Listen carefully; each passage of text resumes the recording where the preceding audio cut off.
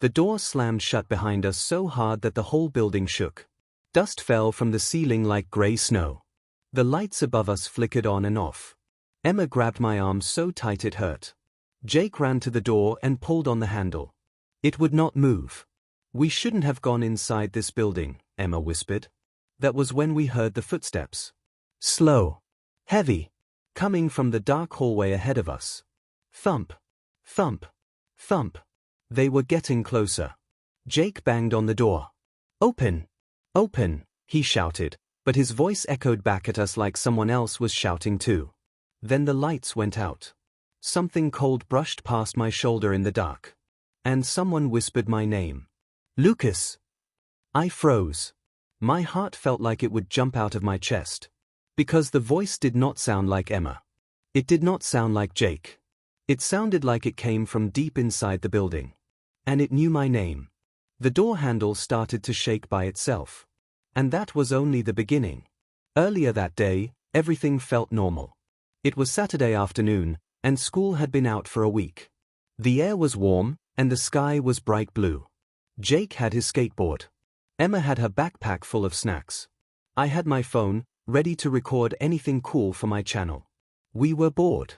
That's how it always starts. Jake kicked a small rock down the sidewalk. "There's nothing to do in this town," he said. Emma rolled her eyes. "There's always something. You just have to look." That's when we saw it. At the end of Maple Street stood an old brick building. It was tall and wide, with broken windows and faded paint. A rusty sign hung above the front door, but the words were too scratched to read. I had walked past it before, but I never paid much attention. Today, it felt different. The front gate was slightly open. Jake stopped walking. "Is that place abandoned?" Emma leaned forward. "I think it used to be a hospital." "A hospital?" I said. Jake grinned. "That's even better." Emma looked unsure. "Better for what?" Jake pointed at me. "Lucas can film it. We'll get tons of views." I laughed, but my stomach felt funny. The building looked like it was watching us. The wind blew, and one of the broken windows made a sharp squeaking sound. "We shouldn't," Emma said softly. But Jake was already walking toward it. Sometimes Jake moves first and thinks later. And sometimes I follow. The gate creaked as we pushed it open. We walked up the cracked steps to the front door. The glass was broken, and someone had boarded part of it with wood, but there was a gap big enough to slip through. Jake looked back at us. Last chance to chicken out. "I'm not scared," Emma said quickly. I wasn't either. At least, that's what I told myself. We squeezed through the gap and stepped inside. The air smelled old and dusty. It was much colder than outside. The floor was covered in papers and pieces of ceiling tile. Long hallways stretched in different directions. It was quiet. Too quiet. I held up my phone. "Okay, this is Lucas, and today we are exploring an abandoned hospital," I said in my best brave voice. My voice echoed loudly. Jake laughed. "Sounds creepy already." We walked slowly down the main hallway. Our footsteps made crunching sounds on the broken floor. Doors lined both sides. Some were open. Some were closed. Emma peeked into one room. "It looks like an office," she said. There was an old desk and a chair tipped over. Jake pushed open another door. "This one looks like a patient room." I stepped inside and shined my phone light around. There was an old metal bed frame. The mattress was gone. The walls were stained and peeling. Suddenly, the door behind us slammed shut. We all jumped. "It's just the wind," Jake said quickly. But there was no wind inside. Emma tried the handle. It opened again easily. "See? No big deal." We kept walking. That was a low moment. Just quiet and strange. Then we reached the end of the hallway. There was a stairwell leading down to the basement. The sign on the wall was hanging crooked. It read, "Basement, authorized personnel only." Jake smiled. "That's where the good stuff is." Emma shook her head. "Basements in abandoned hospitals are never good stuff." I swallowed. From below, we heard something. A soft scraping sound. Like a chair dragging across the floor. Jake turned on his flashlight and pointed it down the stairs. The light did not reach the bottom. It was too dark. Then the scraping stopped. Everything went silent again. "Did you hear that?" Emma asked. "Probably a raccoon," Jake said, but he did not sound sure anymore. We stood there for a long moment. Nothing happened. So Jake took the first step down. The stair creaked loudly under his weight. Then another step. And another. Emma looked at me. "We shouldn't have gone inside this building," she whispered again. I wanted to agree. But I didn't. I followed Jake down into the dark. Halfway down the stairs, the door at the top slammed shut behind us. We spun around. The hallway above was gone. The only light now came from Jake's flashlight. And from somewhere deep in the basement. A single dim light flickered on. And we were not alone down there. The dim light in the basement flickered like it was trying to breathe. We stood frozen on the stairs. Jake's flashlight shook in his hand. Emma slowly stepped down beside him. I stayed close behind them. The light at the bottom of the stairs buzzed softly. It was hanging from the ceiling, swinging a little, like someone had just walked past it. But we hadn't seen anyone. Jake whispered, "Hello?" His voice echoed through the basement. No answer. We walked down the last few steps together. The basement floor was concrete. It felt colder than the rest of the building. The air smelled wet, like rain and rust. Old hospital beds were pushed against the walls. Some were covered with white sheets that had turned gray. The scraping sound started again. Closer this time. It came from behind a row of metal shelves near the back wall. Emma grabbed my sleeve. "Lucas, let's go back upstairs." I nodded. "Yeah. We've seen enough." Jake didn't answer. He slowly walked toward the shelves.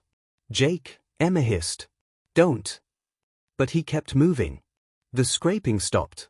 Everything became very quiet. Jake reached the shelves and pointed the flashlight behind them. Nothing. Just empty floor. He let out a small laugh. "See? Probably just rats." I didn't laugh. Because on the wall behind Jake, I saw something. Words. Written in dark paint. Or maybe it wasn't paint. It said, "Stay out." Emma saw it too. Her face turned pale. "Jake." He turned around and saw the words. His smile disappeared. "That wasn't here before," he said. "How do you know?" I asked. "I would have noticed." The light above us flickered faster. Buzz. Buzz. Buzz. Then it went out. We were in total darkness. Jake's flashlight blinked once, twice. Then it died. Emma gasped. My phone light was still on, but it felt very small in the huge dark basement. "Okay," I said, trying to sound brave. "We go back upstairs. Right now." We turned toward the stairs. That's when we heard the footsteps again. Thump. Thump. Thump. They were coming from the stairwell. Blocking our way out. Emma made a tiny crying sound. The footsteps stopped at the top of the stairs. We stared into the darkness. A shadow stretched along the wall. Tall. Too tall. It did not move like a normal person. Its head tilted slowly to one side. Jake whispered, "That's not funny. If someone's up there, this isn't cool." The shadow twitched. Then it rushed down the stairs. We screamed. Jake grabbed Emma's hand, and we ran the other way, deeper into the basement. I almost dropped my phone. Behind us, something heavy slammed against the floor. The ground shook. We didn't look back. We ran past old beds, broken chairs, and hanging wires. My heart pounded so loud I could barely hear anything else. At the far end of the basement, there was a small metal door. Jake pulled it open. Inside was a narrow storage room. "Get in," he shouted. We rushed inside, and he slammed the door shut. It was dark except for my phone light. We pressed our backs against the door. Outside, we heard slow footsteps again. Closer. Closer. They stopped right outside the storage room. The handle began to turn. Very slowly. Emma covered her mouth so she wouldn't scream. The handle twisted all the way down. But the door did not open. It was locked from the inside. We stayed very still. After a long minute, the handle stopped moving. The footsteps moved away. Thump. Thump. Thump. until we couldn't hear them anymore. For a while, none of us spoke. Finally, Jake slid down the door and sat on the floor. "Okay," he said in a shaky voice. "That was not a raccoon." Emma hugged her knees. "It wasn't a person either." I looked around the small room. There were boxes stacked in the corners. Old cleaning supplies. A broken mop. And something else. On the far wall, there was a small security camera. It was pointed right at us. A tiny red light blinked on it. Blink. Blink. Blink. Jake stood up slowly. "Is that thing on?" Emma whispered, "That means someone is watching us." My stomach dropped. The camera made a soft clicking sound. Then a speaker above it crackled to life. Static filled the room. We all stared at it. A voice came through. Soft. Scratchy. And familiar. "Lucas." My blood turned cold. It was the same voice from before. The voice that whispered my name in the dark. Emma looked at me with wide eyes. "How does it know you?" "I don't know," I said. And I meant it. The speaker crackled again. "You shouldn't have come inside." The light on my phone flickered. The camera suddenly tilted downward, as if nodding. Then the storage room door behind us began to shake. Not like someone trying to open it. Like something was slamming into it. Hard. Over and over again. The metal bent inward with each hit. Jake grabbed a broken broom handle from the floor. Emma started crying. The door dented deeper. One more hit. And the lock snapped. The door flew open. And standing in the doorway was something that did not look human. The thing in the doorway bent its head in a strange way, like its neck was too loose. It was tall and thin. Its arms looked too long for its body. The dim light from the hallway behind it made its shadow stretch across the floor toward us. For 1 second, none of us moved. Then it took a step forward. Its foot made a slow dragging sound on the concrete. Jake swung the broken broom handle at it. The stick passed right through its arm like smoke. Jake stumbled backward. "It's not solid," he shouted. The thing's head snapped toward him. Emma screamed. I grabbed Emma's hand. "Run!" We rushed past it, squeezing through the doorway. As I ran by, the air around it felt freezing cold, like stepping into a freezer. It didn't grab us. It just turned slowly and followed. Thump. Drag. Thump. Drag. We ran down the basement hallway, slipping on dust and broken tiles. My lungs burned. My phone light shook so badly the beam jumped all over the walls. "There!" Emma cried, pointing ahead. At the end of the hallway was another staircase. A small sign above it said, "Exit." Hope filled my chest. We ran up the stairs as fast as we could. The door at the top was slightly open. Bright daylight shined through the crack. Jake pushed it wide. We burst outside. Fresh air hit my face. The sun was still shining. Birds were chirping like nothing strange had happened. We didn't stop running until we reached the sidewalk across the street. We bent over, breathing hard. "We made it," Jake said between breaths. Emma looked back at the building. I did too. All the windows were dark. The front door looked normal. Closed. Quiet. Like it had never been touched. "Maybe it won't follow us out," Emma whispered. For a moment, everything felt calm. That was a low moment. Cars drove by. A dog barked somewhere far away. The world felt normal again. Jake laughed nervously. "Okay. That was crazy. We're never talking about this again." I nodded quickly. "Agreed." Emma wiped her eyes. "We should just go home." We started walking away from Maple Street. The farther we got from the building, the better I felt. My phone buzzed in my hand. I jumped. It was a notification. From my camera app. I frowned. "That's weird." "What?" Jake asked. "I never stopped recording." Emma froze. "You recorded all of that?" "I guess so." Jake's eyes widened. "We have proof." I swallowed. "Yeah." But something felt wrong. The video file said it was still recording. That made no sense. We were outside. The basement was far behind us. I slowly opened the video. The screen showed the three of us standing on the sidewalk. Right where we were now. I felt dizzy. That's us, Emma whispered. The video wasn't showing the basement. It was showing us from above. Like from a high corner. Jake looked up. On top of a streetlight across the road, there was a small black camera. A tiny red light blinked on it. Blink. Blink. Blink. That wasn't there before, Jake said quietly. My phone speaker crackled. The same scratchy voice came through the video. You can leave the building, it said softly. But the building does not leave you. Emma grabbed my arm so hard I almost dropped the phone. The video changed. Now it showed the inside of the hospital again. The basement. The storage room. But we weren't there anymore. The tall, thin figure stood in the middle of the room. Its head slowly lifted. And it looked straight into the camera. Then the screen went black. My phone shut off by itself. The streetlight camera across from us sparked. Then it turned. It was pointing directly at us now. Jake stepped back. This is not possible. Emma whispered, it followed us. Behind us, we heard a sound. Not from the hospital. From the house next door. A slow dragging sound. Thump. Drag. Thump. Drag. We turned around slowly. The front door of the small blue house beside us creaked open. The inside was dark. Too dark. Even though it was daytime. Something tall moved in the shadows. Its head tilted to one side. And then we heard it again. Lucas. The voice wasn't coming from the hospital anymore. It was coming from inside the house right behind us. And the door was opening wider. The door of the blue house opened all the way.